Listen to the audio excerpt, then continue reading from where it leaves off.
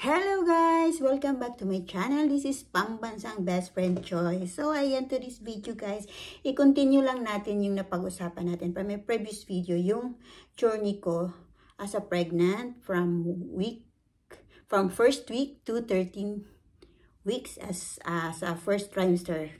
Guys, so ngayon naman is yung from 14 weeks to 27 weeks. Doon naman sa second trimester guys. So ayan. So andito pa rin pagka ganun. Unti-unti namang naging okay yung appetite ko. Pero pa rin, piling-pili pa rin yung mga kinakain ko guys. So ayan. Yung mga talagang as a Pilipina.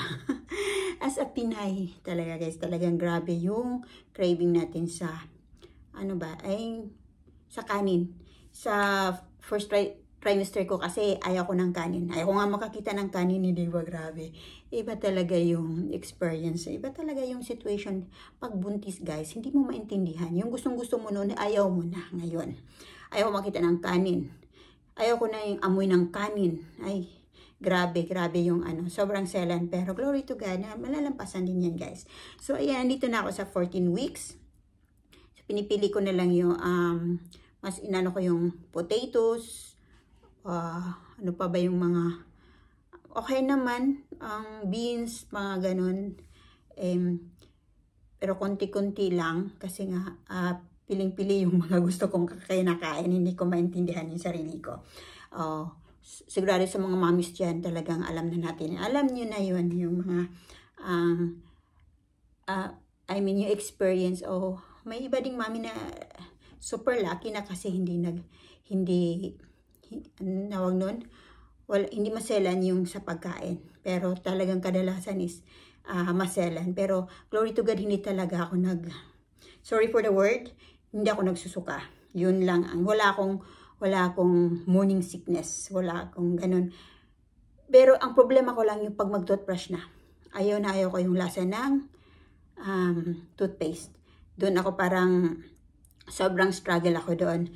Pero hindi ko naranasan na mag-vomit. Yun lang talaga. Glory to God for that. So, ayan guys.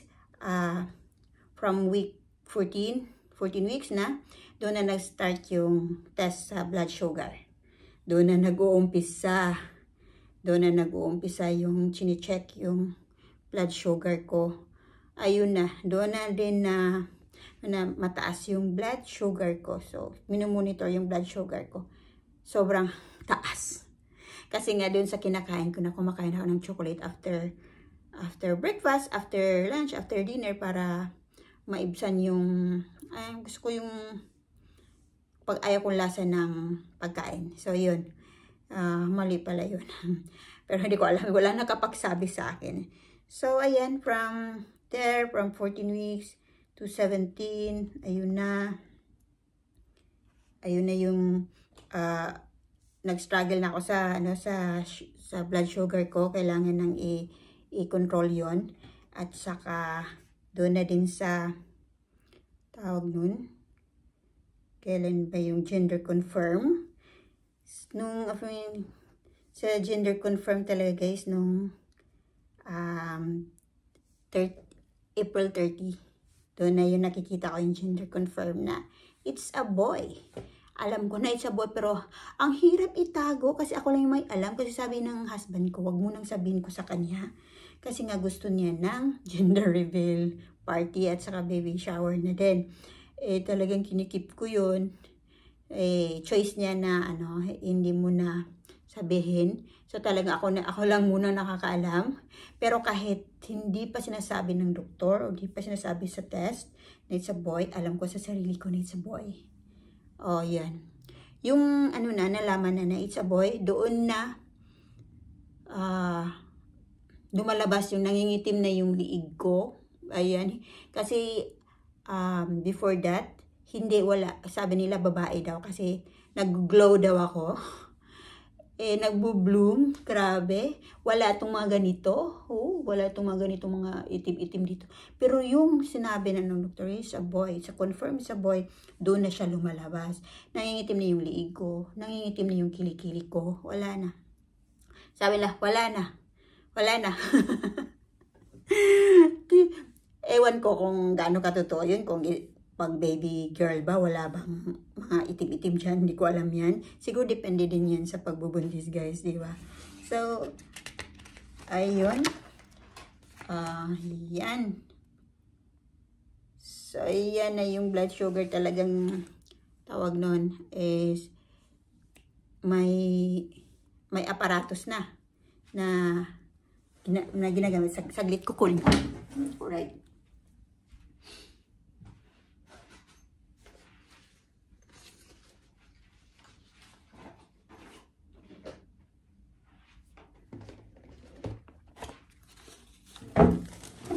So, ayun guys.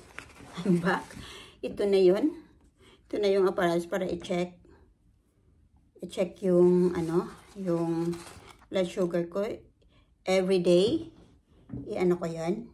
Kailangan kong i-record. 1 hour before ako kakain. Tapos 1 hour after kumain ng breakfast. Tapos after lunch. 1 hour after lunch and 1 hour after dinner. So, nililista ko yun kasi nga pag punta ko doon sa doktor ko, titininan yun. So, yun, grabe yung struggle ko kasi nga, totoo nga talaga kung kailan bumabalik na yung appetite mo. Hindi ka naman, at that time naman, hindi ka na din pwedeng kumain ng marami. Ay, grabe, super na-appreciate ko yung pagbubuntis, yung hirap. Madalas nagreklamo ako guys, pero sabi ko, Lord, pero kinikorek ako ni Lord na hindi magreklamo kasi yan, part of journey yan, di ba? So, ayun, ini-embrace ko, ina-accept ko yung katotohanan kasi ginusto ko to, pinili ko, pinag-pray namin to talaga. So, whatever happens, kung ano yung struggle, talagang kakayanin yan. Sobrang dasal lang talaga. So, yun, nag-start, kung na-feel yung baby ko na kumikilos na siya, nagmo-move na siya, yung week 21. Sabi ko, ba't ang tagal? Sabi naman, ba't gusto ko nang ma-feel yung baby ko na mag-move. Sabi niya, hindi, kasi may ano nga, di ba? By stage nga yan, di ba? So, sobrang happy lang, sobrang excited lang as a mom to be. So, ayan, 22 weeks, naging 23. Ayan. So, yung craving ko naman, grabe yung McDo. Yung cheeseburger ng McDo at saka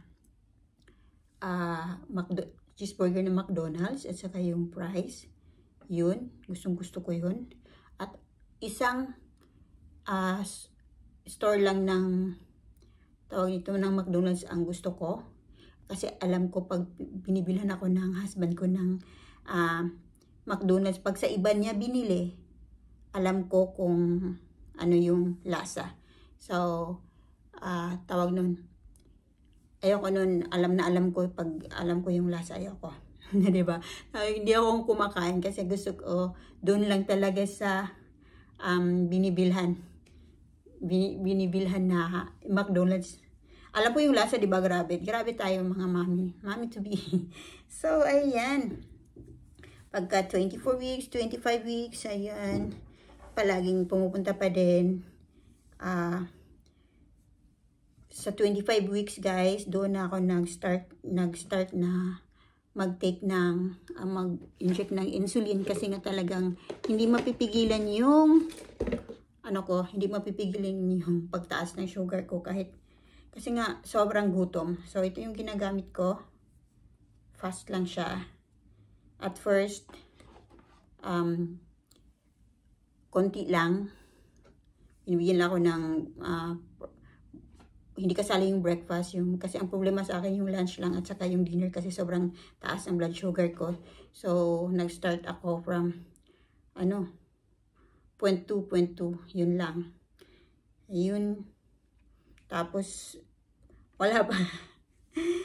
Yung kasi kailangan din ng kailangan din mag-gain daw talaga ako ng timbang kasi nga, yung timbang ko is kulang. Sabi ko naman sa doktor, kasi tinitimbang kasi yung may diet kasi tinitimbang yung pagkain ko. Kailangan yung carbo nasa lang, pag breakfast nasa 40 grams lang. Tapos pag dinner, pag lunch at saka dinner, nasa ano lang siya, 90 grams lang siya. So, sobrang kulang talaga. Or, pwede naman kumakain ng integral siya. Tapos, lahat integral. Pero, ayaw ko ng iba parang, hindi ka, hindi ka satisfied sa kinakain mo. So, ayun, may pagkatigas din ng ulo. Kumakain pa rin ng hindi integral. So, tumataas pa rin yung level ng sugar ko. So, yun guys, hanggang 27 weeks, ayun. Patuloy pa rin yung monitor sa sa blood sugar ko. Talagang nire-record ko yan everyday kasi i-report ko yan pag punta ko sa doktor ko. Tinitingnan nila kung kailangan taasan yung insulin o tatanggalin or ano ba. So, ayan guys, maraming salamat. Ayun yung journey ko from my second trimester, from week 14 to week 27. Salamat sa panunood. Next video guys, tatalakayin naman natin. I-share ko naman sa inyo yung week 15 ko hanggang as now. Week 15 hanggang week 37. So, malapit-lapit na. Malapit-lapit ko nang may labas si baby. Glory to God for that. Thank you guys. Thank you so much sa support. Thank you so much sa panunood. Kung nakarelate kayo, kindly put your comment below. Thank you din. Sa lahat na hindi pa nag-subscribe, paki-subscribe guys. At saka, click na din yung bell para makita niyo yung mga makita niyo lahat ng updates ko for my new coming video. Salamat guys!